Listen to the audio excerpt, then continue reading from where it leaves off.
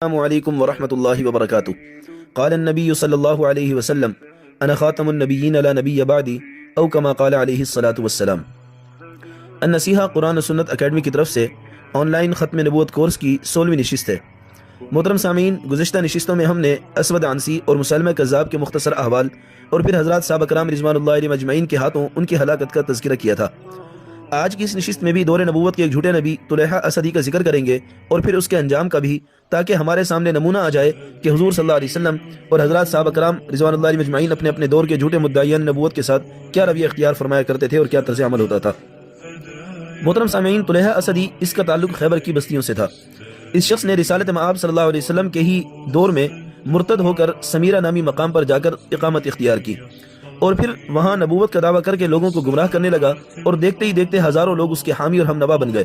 طلحہ نے چند جھوٹے جھوٹے کلموں کو جوڑ کر ان کو مسجع کیا اور اپنی وحی سے تعبیر کیا اور ایک نئی شریعت لوگوں کے سامنے پیش کی، جس میں نماز کا صرف قیام باقی رکھا اور رکوع سجدہ وغیرہ کو سرے سے ہی ختم کر دیا، اور کہا کہ اللہ تعالیٰ کو کمر جھکانے یعنی رکوع اور سجدے کی بالکل ضرورت نہیں، اس پروردگار کو فقط کھڑے کھڑے بھی یاد کیا جا سکتا ہے۔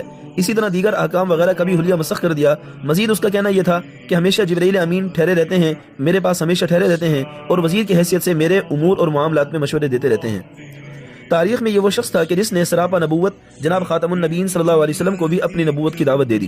چنانچہ اس نے اپنے چچا زاد بھائی جس کا نام حیال تھا اس کو بھیجا کہ تم رسول اللہ صلی اللہ علیہ وسلم کو جا کر میری نبوت کی طرف بلاؤ۔ چنانچہ یہ بدبخت بارگاہ نبوت میں آیا، سید الاولین والآخرین صلی اللہ علیہ وسلم کو معاذ اللہ طلحہ اسدی کی نبوت پر ایمان لانے کی دعوت دی۔ آپ صلی اللہ علیہ وسلم نے اس سے ناراضگی کا اظہار فرمایا اور یہ فرمایا کہ خدا تمہیں ہلاک کرے اور تمہارا خاتمہ بالخیر نہ ہو۔ چنانچہ ایسا ہی ظہور میں آیا اور حیال حالت ارتداد ہی میں قتل ہو کر واصل جہنم ہوا۔ حیال کے واپس چلے جانے کے بعد پیغمبر اسلام صلی اللہ علیہ وسلم نے حضرت زرار بن ازور رضی اللہ عنہ کی سرکردگی میں ایک لشکر مدعی نبوت طلحہ اسدی کی سرکوبی کے لیے روانہ فرمایا۔ یہاں دل تو چاہتا ہے کہ حضرت زرار بن ازور رضی اللہ عنہ کا تعارف پیش کیا جائے اور ان کے عالی شان جنگی کارناموں کا بھی ذکر کیا جائے، لیکن طوالت کے خوف سے فی الحال مؤخر کیا جاتا ہے۔ انشاءاللہ عن قریب حضرات صحابہ کرام رضوان اللہ علیہ اجمعین کے تعارفی کورس میں ان کے احوال اور کارناموں پر مشتمل ایک کورس پیش کیا جائے گا۔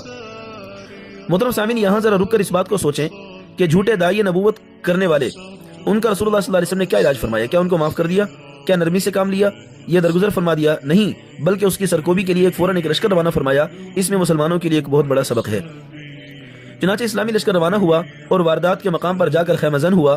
دونوں طرف سے لشکروں کی صف بندی ہوئی، جنگ کا آغاز ہوا۔ توحید کے علم بردار لپکتے ہوئے شیروں کی طرح بڑھ بڑھ کر حملے کر رہے تھے، جو سامنے آیا اس کو گاجر مولی کی طرح کاٹ کر رکھ دیا۔ طلحہ کے لشکر نے جان پر کھیل کر مسلمانوں کے حملوں کو روکنے کی کوشش کی مگر ناکام رہے اور سخت بدحواسی کے عالم میں بھاگ کھڑے ہوئے لشکر اسلام کامیاب اور بامراد لوٹ آیا، مگر حضرت زرار بن ازور رضی اللہ عنہ ابھی مدینہ نہ پہنچے تھے کہ آپ صلی اللہ علیہ وسلم آفتاب ہدایت اور روپوش ہو چکا تھا۔ فخر دو عالم صلی اللہ علیہ وسلم اس فانی دنیا سے پردہ فرما چکے تھے۔ تو نبی کریم صلی اللہ علیہ وسلم کی وفات کیا ہوئی کہ قبائل عرب میں ارتداد شروع ہو گیا، منافقین کو کھل کر اپنے نفاق کا اظہار کرنے کا موقع مل گیا۔ چنانچہ عرب کے 11 قبائل مرتد ہو گئے، جن میں ایک قبیلہ مزحج بھی تھا جو اسود عنسی کا قبیلہ تھا، وہ سرے سے بنو حنیفہ کا قبیلہ جو مسلمہ کذاب کا قبیلہ تھا وہ بھی، اور تیسرا بنو اسد جو طلحہ اسدی کا قبیلہ تھا وہ بھی، یہ تینوں قبائل مرتد ہو گئے۔ اس کے علاوہ 7 قبائل اور تھے جو اسلام کو چھوڑ کر مرتد ہو چکے تھے۔ یہ وہ وقت تھا کہ جب اسلام اور مسلمانوں پر گویا مصائب ٹوٹ پڑے اور کوئی آنکھ ایسی نہ تھی جو ان حادثات کی وجہ سے نمناک نہ ہو۔ ایک طرف پیغمبر اسلام خاتم النبیین صلی اللہ علیہ وسلم کی رحلت کا غم، دوسری طرف قبائل عرب کا ارتداد، تیسری طرف منافقین کا اظہار نفاق، اور ان سب کے علاوہ یہود و نصارہ کے ہر طرح کے فساد، شر اور منصوبے۔ ان حالات نے مسلمانوں کی ایسی حالت کر دی تھی جیسا کہ تیز آندھیوں اور بارشوں کے اندر بکریوں کا ہو جایا کرتا ہے۔ چنانچہ ایسے ناموافق ماحول میں صرف صدیق اکبر رضی اللہ عنہ کی ہمت تھی کہ پائے استقلال میں ذرا بھی فرق نہ آیا۔ مرتدین قبائل سے باقاعدہ جنگ کے لیے لشکروں کو مرتب کیا۔ چنانچہ 11 لشکر تیار کیے گئے اور مختلف قبائل کی طرف روانہ کر دیے۔ چنانچہ حضرت خالد بن ولید رضی اللہ عنہ کے لشکر کو طلحہ اسدی کی سرکوبی کے لیے روانہ فرمایا اور تمام لشکر کے عمرا کو نصیحتیں فرمائیں، لیکن اس سے قبل بعض مسلمانوں نے بھی عرض کی کہ امیر المؤمنین، اگر آپ ان لشکروں کو روانہ فرماتے ہیں تو پیچھے مدینہ خالی رہ جائے گا، ایسے میں یہود و نصارہ اور منافقین کو موقع مل جائے گا اور وہ گھروں پر حملہ کر دیں گے۔ تو امیر المؤمنین حضرت صدیق اکبر رضی اللہ عنہ نے فرمایا کہ واللہ اگر مجھے یہ معلوم بھی ہو جائے کہ لشکر اسامہ کی روانگی کے باعث مجھ پر آسمان ٹوٹ پڑے گا یا زمین نگل جائے گی یا مجھے شیر اور بھیڑیے چیر پھاڑ کر کھا جائیں گے، میں پھر بھی لشکر اسامہ کو روانہ کروں گا۔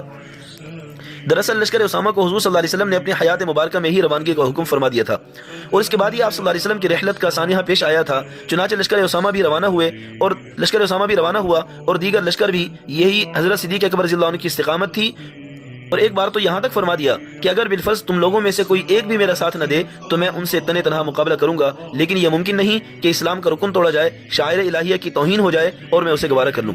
چنانچہ آپ کی جرأت اور آپ کی ہمت اور استقامت کو دیکھ کر دوسرے صحابہ کرام رضی اللہ عنہ اجمعین ان کے اندر بھی حوصلے بڑھ گئے، بجھی ہوئی طبیعتوں میں ولولے اور شوقوں نے امنگیں لیں اور جرأت کے ساتھ فتنوں کے مقابل کھڑے ہو گئے۔ چنانچہ طلحہ اسدی جو کہ نبوت کا جھوٹا داعی تھا، اس کے قاصد حیال نے رات کے وقت مدینہ پر آ کر حملہ کر دیا جبکہ مدینہ تقریباً خالی ہو چکا تھا اور بہت تھوڑے لوگ مدینہ میں رہ گئے تھے۔ ایسے میں حضرت صدیق اکبر رضی اللہ عنہ بذات خود ان کے مقابلے کے لیے نکل کھڑے ہوئے اور حیال کے لشکر کو مار بھگایا اور مدینے سے نکال دیا۔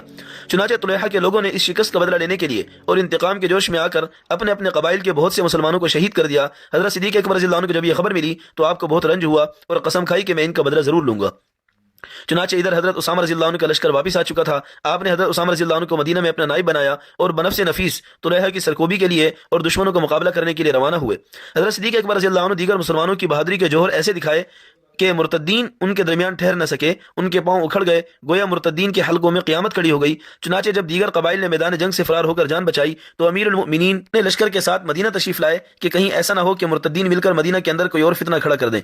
ادھر حضرت خالد بن ولید رضی اللہ عنہ نے فیصلہ کن جنگ شروع کر دی تھی۔ طلحہ کے خلاف اور بہادری جان فشانی کے وہ جواہر دکھائے کہ دشمن کے دانت کھٹے کر دیے، دشمن کے پاؤں اکھڑ گئے اور وہ بھاگ کھڑے ہوئے۔ ان کے ساتھ ہی طلحہ نے بھی اپنے آپ کو بچانے کے لیے شام کی طرف دوڑ لگائی اور وہاں جا کر اپنی جان بچائی، اور اس طریقے سے طلحہ کی طاقت اور شوکت ٹوٹی تو اس کی قوت ختم ہوئی، اس کی جمعیت منتشر ہوئی۔ کچھ عرصے کے بعد غالباً حضرت عمر فاروق رضی اللہ عنہ کے زمانے میں پھر طلحہ کو بھی اللہ تعالیٰ نے دوبارہ اسلام کی توفیق دی اور یہ شخص جس نے نبوت کا دعویٰ کیا بالآخر کلمہ پڑھ کر دوبارہ مسلمان ہو گیا، اور حضرت عمر رضی اللہ عنہ کے زمانے میں شام سے حج کے لیے بھی آیا اور مدینہ جا کر آپ کے ہاتھ پر بیعت بھی کی اور پھر مسلمانوں کے ساتھ مل کر کفر کے خلاف جنگیں لڑیں اور بڑے بڑے کارنامے سر انجام دیے، بالخصوص جنگ قادسیہ میں۔ محترم سامعین، انتہائی اختصار سے کام لیتے ہوئے مختصراً آپ کے سامنے یہ سارا تذکرہ پیش کیا، ورنہ تفصیل بڑی کتابوں میں دیکھی جا سکتی ہے۔ انشاءاللہ آئندہ نشست میں ایک اور جھوٹے مدعی نبوت حارث کذاب دمشقی کے احوال کا ہم مختصر ذکر کریں گے تاکہ ہمیں پتہ چل سکے کہ حضور صلی اللہ علیہ وسلم اور حضرات صحابہ کرام کا کیا رد عمل تھا۔ دعائے اللہ رب العزت ہمیں عقیدہ ختم نبوت کو سمجھنے اور اس کو پھیلانے کی توفیق عطا فرمائے۔ السلام علیکم ورحمۃ اللہ وبرکاتہ۔